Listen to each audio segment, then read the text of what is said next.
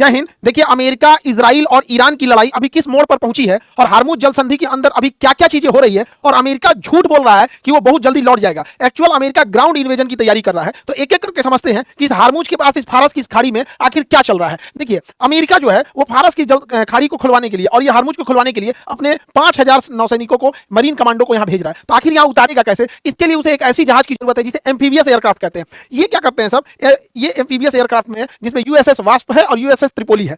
ये जहाज क्या करते हैं सब? ये 7th फ्लीट के हिस्सा है सब। ये कई डेक के होते हैं, कई लेयर के होते हैं। इसके ऊपर में हेलीकॉप्टर और लड़ाकू जहाजें खड़ी रहती हैं और इसके अंदर के डेक में फौजी के रहने का जगह होता है, बख्तरबंद गाड़ियां होती हैं, ग्राउंड अटैक के लिए सारी सामानें रखे रहते हैं। तो ये एयरक्राफ्ट कैरियर से थोड़ा छोटा होता है लेकिन बड़ा काम कर देता है और इसके ऊपर से लगातार जहाजों को उड़ा उड़ा के भेजा जाता है।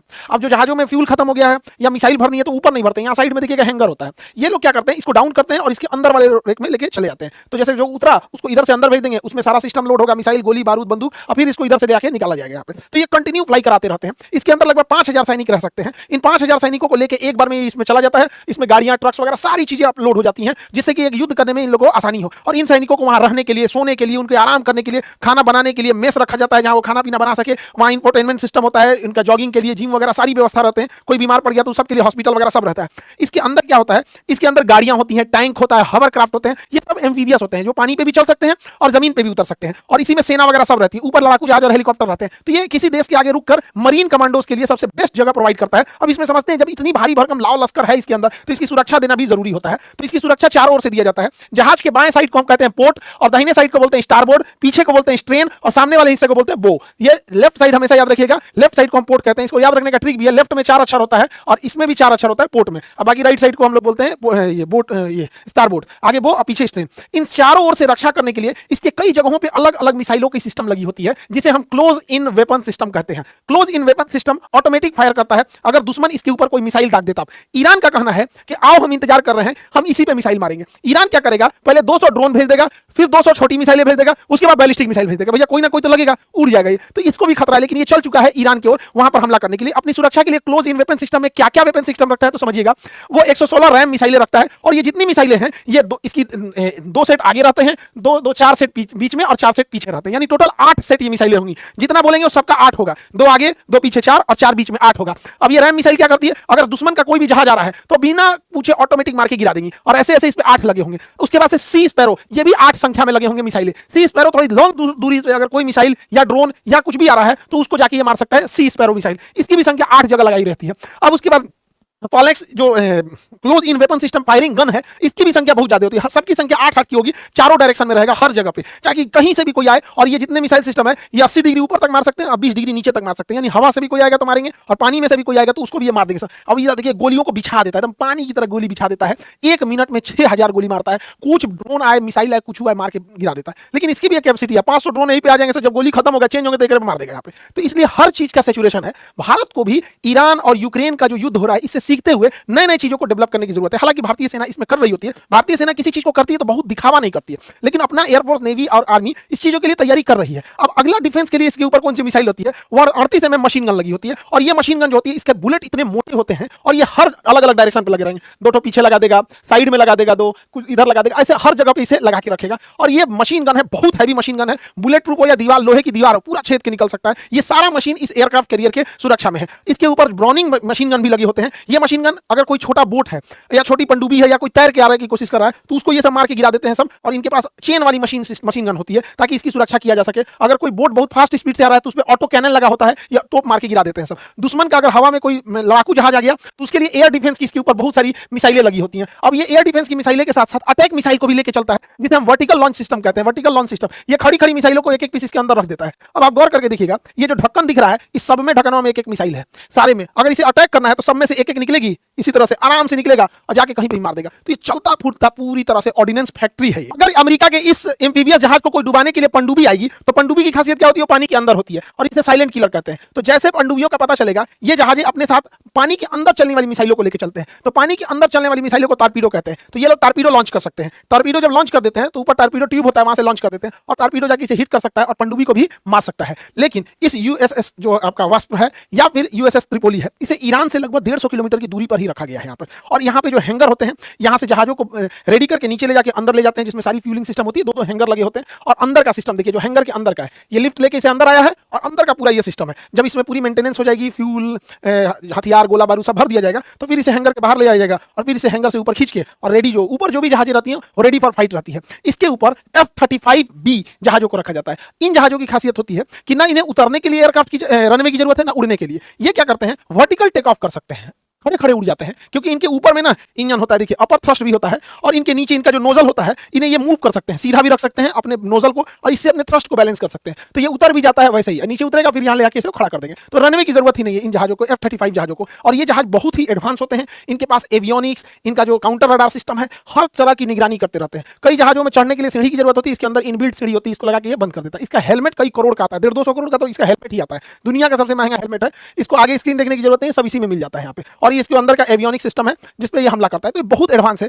इसको भी ईरान मार के गिरा दिया और ये पूरी दुनिया में अमेरिका की सबसे बड़ी बेइज्जती हुई। भारत को भी कह रहा था कि रूस का सुखोई 57 प्रोग्राम छोड़िए और हमारे F-35 में आइए, इसे कोई नहीं मार सकता है, और उसे हम सस्ता मिसाइल से मार के गिराया है। अभी भारत मजा ले रहा है, क्या हो अमेरिका, आपका तो ये कोई मार ही नहीं सकता था। अब इस एम्फीबियस जहाज से सैनिकों को अचानक से ले जाने के लिए बड़े हेलीकॉप्टर की जरूरत होती है, और साथ साथ वो हेलीकॉप्टर फास्ट भी होना चाहिए। इसके लिए ऑस्प्रे हेलीकॉप्टर सबसे परफेक्ट होता है। ये ऑस्प्रे हेलीकॉप्टर की खासियत क्या होती है, शुरुआत में तो ये हेलीकॉप्टर की तरह होता है, इसका आकार बड़ा होता है, पहले ये टेक ऑफ कर लेता है। टेक ऑफ जब कर लेता है बड़े आकार के बाद, तो ये अपना जो विंग्स ऊपर दिख रहा है इसे नीचे लेके चला आता है सामने। तो यहाँ ऐसे उड़ रहा था हेलीकॉप्टर की तरह, और जैसे सामने हो गया तो हवाई जहाज बन गया। तो ये उड़ जाता है हेलीकॉप्टर की तरह, फिर ये मूव करके नीचे आ जाता है, हवाई जहाज की तरह बन जाता है। तो ये हेलीकॉप्टर और हवाई जहाज का मिश्रण है, फटाक से एक जगह से दूसरी जगह मूवमेंट कर देता है। और बड़े संख्या में फौजियों को ले जाने के लिए सुपर स्टालियन हेलीकॉप्टर का यूज किया जाता है। ये बल्क हेलीकॉप्टर होता है, 3 BH के घर की तरह होता है, और इसमें बड़े आकार के होते हैं। इनमें लोड कैरिंग कैपेसिटी ज्यादा होती है, जीप को, तोप को, टैंक को, सैनिकों को बड़ी मात्रा में जब ग्राउंड अटैक के लिए रेडी करके ले जा सकता है, ताकि इसे ईरान में इसे जब उतारना होगा तो। और अगर ऐसा तो नहीं है कि ईरान में उतरेंगे तो लोग चुपचाप मुंह देखेगा और अपने बोल रहा है ईरान वेलकम टू हेल, आओ सोच रहे तुमको हम यहाँ जहन्नुम दिखाते हैं।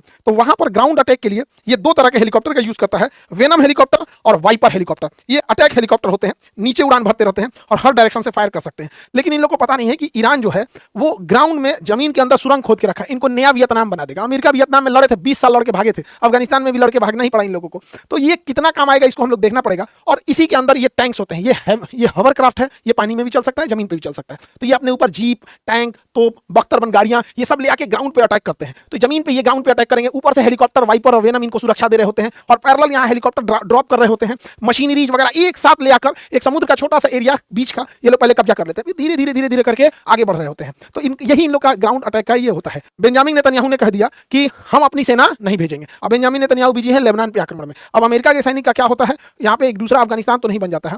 और इस युद्ध में अमेरिका अपने जो बड़े एयरक्राफ्ट कैरियर है, निमित्ज हो गया या फिर जिराल्ड और फोर्ड कैटेगरी का हो गया, ये एयरक्राफ्ट कैरियरों को लगभग 400-500 किलोमीटर दूर रखा है और बहुत दूर छुपा के रखा है, क्योंकि अगर इस पर अटैक हो गया ना तो पूरी दुनिया में अमेरिका की बेइज्जती होगी और अमेरिका को मजबूरी में अपनी इज्जत बचाने के लिए ईरान पे परमाणु बम मारना पड़ेगा। तो अगर ईरान पे परमाणु बम मारा तो रूस तुरंत मारेगा यूक्रेन के ऊपर। अब ईरान पे परमाणु बम इसीलिए नहीं मार रहा है कि जिस दिन मारा उसके अगले हफ्ते ही मारेगा जेलेंस्की को, उड़ा देगा यूक्रेन को।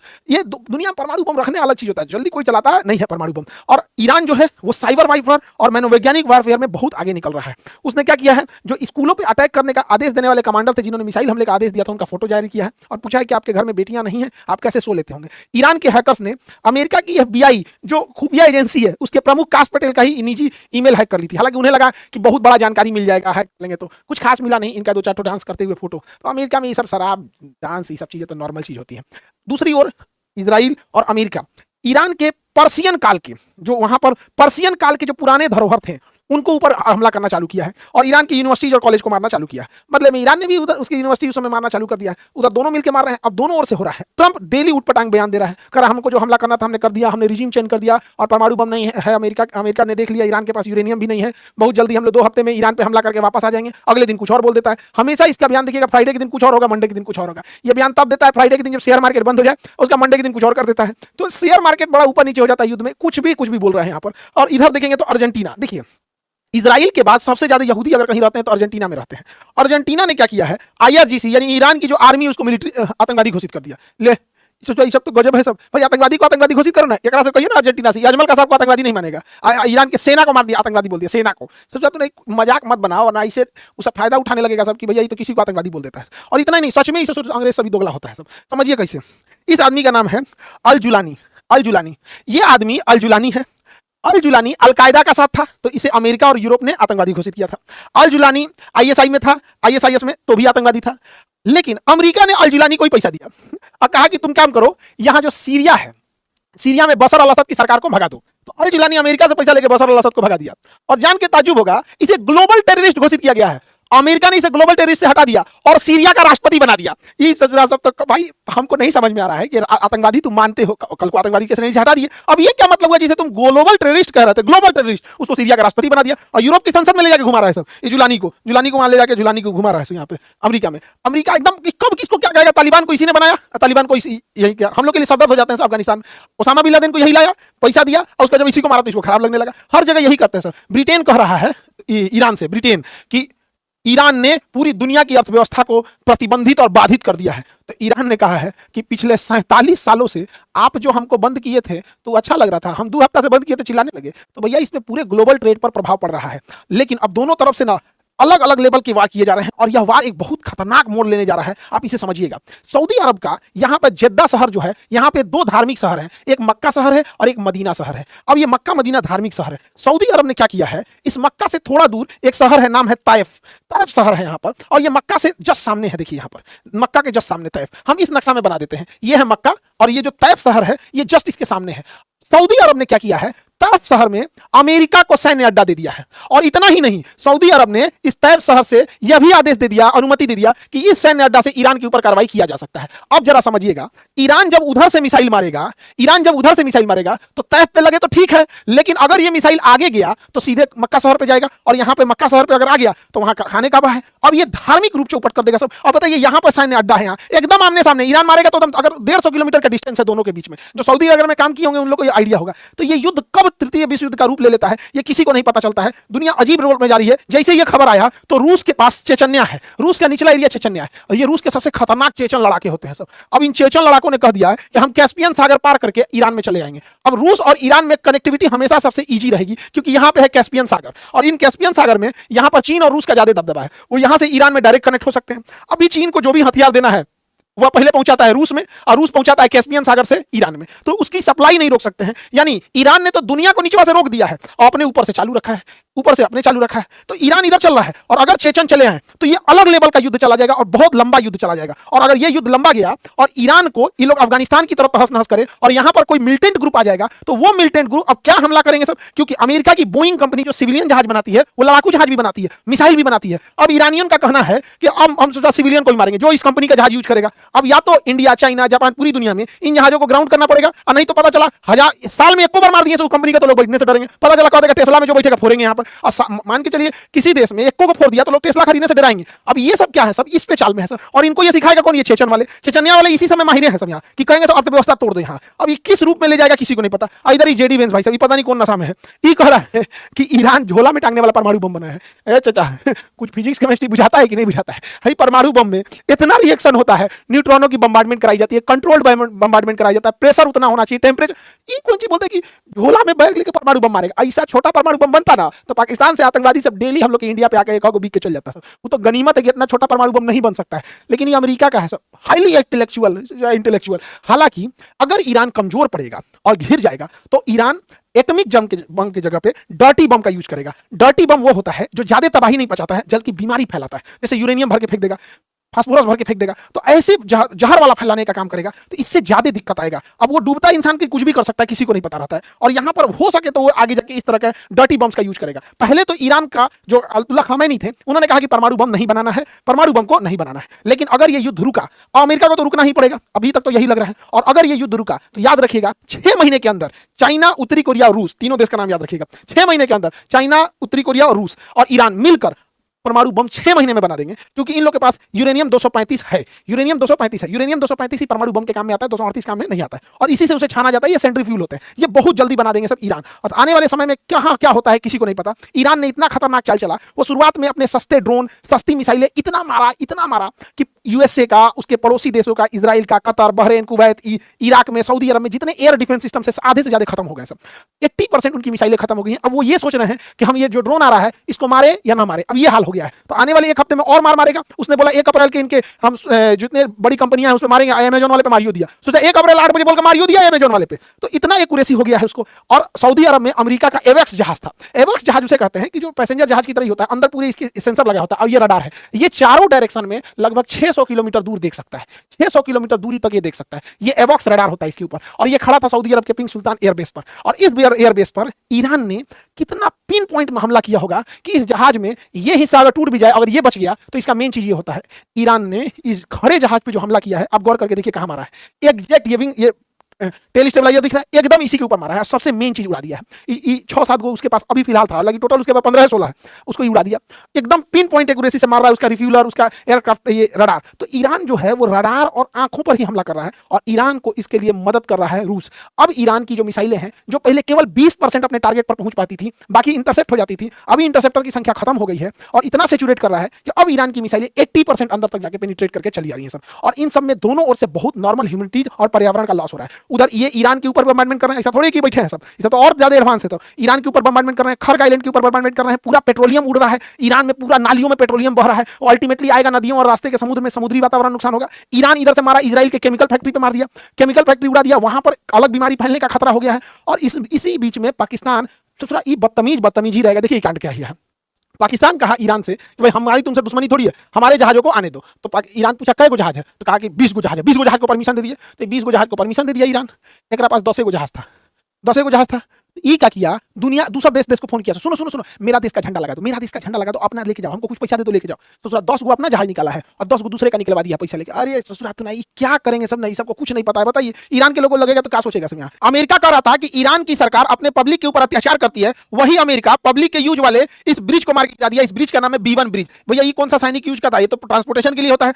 हर देश का एक आइकॉनिक ब्रिज होता है, जैसे अमेरिका का ये लॉस एंजेलिस का गोल्डन गेट ब्रिज हो गया, इंडिया का अभी जो बना है दुनिया में सबसे ऊंचा नदी पर रेल ब्रिज जो बना है चिनाब ब्रिज है, ऐसे ही उसका B1 ब्रिज था जिसे मारकर गिरा दिया है। ईरान ने भी क्या किया है, अमेरिका का जो F-15 जहाज था, F-15 ईगल, ये बहुत खतरनाक जहाज है, बहुत कम हाइट पर उड़ान भर के और एकदम प्रेसिजन हमला करता है। इस F-15 जहाज जिसे हम ईगल भी कहते हैं, इसे मार के गिरा दिया है। अब इसका पायलट जो है ईरान में गायब है, इसको खोजा जा रहा है। इसे मारा कैसे है, तो हर जहाज का इंजन के पास कुछ हीट होता है, और ये हीट को कोई जहाज छुपा नहीं सकता है। आप रडार में भले बच सकते हैं कि रेडियो वेव टकरा के जाएगी तो आप इसे एब्जॉर्ब कर लीजिएगा, जाने ही नहीं दीजिएगा, लेकिन हीट कैसे छुपा सकते हैं। इंजन इतना गर्म होता है, लगभग 400 से लेकर 600 डिग्री सेल्सियस तक इसका इंजन गर्म हो जाता है, और अलग अलग बॉडी पार्ट अलग अलग होंगे। आप जिस डायरेक्शन से रहेंगे पकड़ में आ जाएंगे, पीछे से ऐसे दिखेगा, साइड से ऐसे दिखता है, टॉप से ऐसे दिखता है। तो यहां पर क्या करता है, हीट सीकिंग जो होता है, इंफ्रारेड मिसाइल मार दिया जाता है। अब इस मिसाइल के आगे हीट सीकर लगे होते हैं, जहां से हीट आएगा वहां पे ये पीछे पीछे चला जाएगा, और यही पीछे पीछे जाके उस पर हीट कर देगा। तो ये इसका इंफ्रारेड है, और इसी के पीछे अगर ये जहाज इधर जाएगा तो हीट को देखते हुए जाएगा, और आसमान में दूसरे कहीं जगह से इतनी भयानक 400 से 600 डिग्री सेल्सियस की गर्मी तो आती नहीं है। अब ये जब इसके पीछे लगता है तो जहाज को भी पता चल जाता है कि मेरे पीछे इंफ्रारेड सीकर मिसाइल लग गया या हीट सीकिंग मिसाइल लग गई है। तो ये इस मिसाइल को कंफ्यूज करने के लिए इसके पास पहले से बारूद रखे रहते हैं, जिसे फ्लेयर्स कहते हैं, वो बारूद छोड़ देते हैं, और इसका भी टेम्परेचर लगभग उतना ही रहता है, बल्कि उससे ज्यादा रहता है इसका टेम्परेचर। तो ये असल में एक बारूद रहता है जो इसमें पहले से प्री लोडेड रहता है, और जब ये पायलट चाहे तो इसे छोड़ देता है, तो इसे फ्लेयर्स कहते हैं। ये क्या आता है, आने वाली मिसाइल को कंफ्यूज कर देता है। हो सके मिसाइल इसको ना जाके इसको चली जाए, लेकिन आजकल की मिसाइलें भी लॉक कर लेती हैं साइज के हिसाब से, कहते हैं ना भैया हमारा ये छोटा छोटा को नहीं मारना है, भले टेम्परेचर ज्यादा करना, बड़ा को मारेंगे। इसी सिलसिले में मार दिया गया है उसके जहाज को। इस जहाज के पायलट ने इजेक्ट कर लिया है। पायलट इजेक्ट कर लेता है क्योंकि इसका जो सीट होता है वो इजेक्शन सूट पे होता है, इसके नीचे एक हैमर होता है, खींच लेते हैं। इस सीट के नीचे जो रॉकेट लगे होते हैं जो इसके कैनोपी को तोड़ देते हैं, यहाँ पे ऊपर शीशा होता है, इसे कैनोपी को तोड़ देते हैं, इसके ऊपर मेटल लगा होता है, ये मेटल कैनोपी को तोड़ देता है और पायलट बाहर आ जाता है। पायलट जब बाहर आता है तो इसके बॉडी पर इतना तगड़ा जी फोर्स और प्रेशर और विंड स्पीड इतना तगड़ा लगता है कि इसको जख्मी हो जाता है पायलट। कई बार पायलट इजेक्ट करने के बाद फ्लाई करने लायक नहीं बचते हैं, जिंदा भले बच जाते हैं। और इस सीट के अंदर ही फिर सीट अलग हो जाएगा और इसके अंदर पैरासूट होता है, पैरासूट से वो पायलट नीचे उतर सकता है। फिर जिस देश में उतरेगा उस देश के पास इसको जहां जिस देश में जाता है उस देश का नक्शा होता है, इसके पास रेडियो ट्रांसमीटर होता है, इनके पास कुछ करेंसी होती है। जैसे ईरान पे हमला करने गया होगा पायलट तो ईरान का 1-8 लाख रुपया रखा होगा कि इधर उधर घुस के जब तक पकड़ में ना आ जाए तब तक हम इसकी काम चला सकते हैं। ऐसे ही अमेरिका का एक और खतरनाक जहाज है A-10 वॉर्थ्रॉग। ये जहाज क्या करता है, नीचे उड़ान पड़ता है, इसका विंग साइज इतना बड़ा है कि बहुत धीमी स्पीड से भी नीचे उड़ सकता है ये वॉर्थ्रॉग। और ये क्या करेगा, इतना इसके अंदर गोली बारूद भरे होते हैं और इसके अंदर देखिए ऑटो कैनन कितना होता है और पूरा का पूरा ये तोप का गोला लेके उड़ता रहता है। इसे हम उड़ता फिरता तोप कहते हैं। और ये एक साथ हजारों गाड़ियां खड़ी रहेंगी तो अकेले मार के गिरा सकता है। ईरान ने इसको भी मार के गिरा दिया है, इसके ऊपर भी हीट सीकिंग मिसाइल मार दिया है और इसके पायलट ने भी इजेक्ट कर दिया। अब ये पायलट ईरान में कहीं खो गए हैं सब। ईरान ने अनाउंस कर दिया कि जो पायलट को पकड़ के लाएगा उसके करोड़ रुपया दिया जाएगा। ईरान का आदमी दौड़ गया उस पायलट को पकड़ने के लिए। इधर अमेरिका क्या कर रहा है, हेलीकॉप्टर लेके उन पायलटों को खोज रहा है, भैया कहां है। अब हेलीकॉप्टर हाँफ गया सब, तो उसको रिफ्यूलिंग करने के लिए आया ये हरकुलियस जहाज, और रिफ्यूलिंग करते करते दोनों खोज रहे थे सब। इसी बीच लो एल्टीट्यूड पे आए सब, तो ईरान की पुलिस गोली चला दी। अरे भैया ये तो फौज भी नहीं है यार, ईरान की फौज तो आईआरजीसी है, आईआरजीसी के बाद रेगुलर फौज है, रेगुलर फौज के बाद पैरामिलिट्री है, उसके बाद ही पुलिस वाला है। ये गोली चला दिया सब, एक हेलीकॉप्टर वो गिर गया यहाँ पर। ईरान आजकल जो यूज कर रहा है वो हीट सीकिंग मिसाइल और इंफ्रारेड मिसाइल का यूज कर रहा है। जो भी जहाज नीचे आ रहे हैं, नीचे आने वाले जहाजों के पीछे का जो इंजन का हीट होता है, उस हीट को पकड़ के उसके ऊपर ईरान मिसाइल लॉन्च कर दे रहा है। ये जो काफी हद तक सटीक लग रहे हैं। ईरान ने अमेरिका के कई सारे ड्रोन F-35 तक को मार दिया, और इसमें उसकी सबसे ज्यादा मदद कर रहा है रूस। देखिए ईरान के पास अभी एक ऐसा ज्योग्राफिकल समीकरण है ना जो परमाणु बम से ज्यादा ताकतवर है उसके लिए। अब एक एक करके समझाते हैं कि ईरान आखिर किसके दम पर इतना उड़ रहा है, आखिर वो उसके पास है क्या और क्या ज्योग्राफिकल एडवांटेज उठा रहा है। सबसे पहले तो ईरान अभी लगभग 31 टुकड़ों में टूटा हुआ है। जो उसके मोज़ेक जो फौज थे अलग अलग टुकड़ों में, सबके पास अपनी मिसाइलें, अपनी सेना, अपनी आर्मी, यानी अब आपके पास बात करने की गुंजाइश खत्म। वैसे भी उसने टॉप राष्ट्रपति, उपराष्ट्रपति, प्रधानमंत्री, सुप्रीम लीडर, रक्षा मंत्री, शिक्षा मंत्री, विदेश सबको तो मारिए दिया, टॉप लीडरशिप खत्म। तो अब बात करने की चांसेस खत्म, वो चारों ओर से मारेंगे और सबके पास अपनी मिसाइलें, अपना ये है। तो इसलिए सुनते होंगे आज एक स्टॉर्म होगा तो पता चला ई वाला मारा है तो अगली बार ई वाला मारेगा। तो अलग अलग मोज़ेक में फैला हुआ है। और उसके बाद इनकी सप्लाई खत्म नहीं होगी। इनकी सप्लाई क्यों नहीं खत्म होगी, क्योंकि ऊपर में कैस्पियन सागर है, कैस्पियन सागर से रूस लगा हुआ है और रूस से उधर से आके चाइना लगा हुआ है, वहां से वो सप्लाई कर देते हैं। रूस आराम से इन लोग को प्रोवाइड करा दे रहा है। आईआरजीसी जब तक रहेगी तब तक ये युद्ध खत्म होने वाला नहीं है। और आईआरजीसी का एक कमांडर रहे तब तो भैया इसको 31-32 टुकड़ों में तोड़ के रख दिया,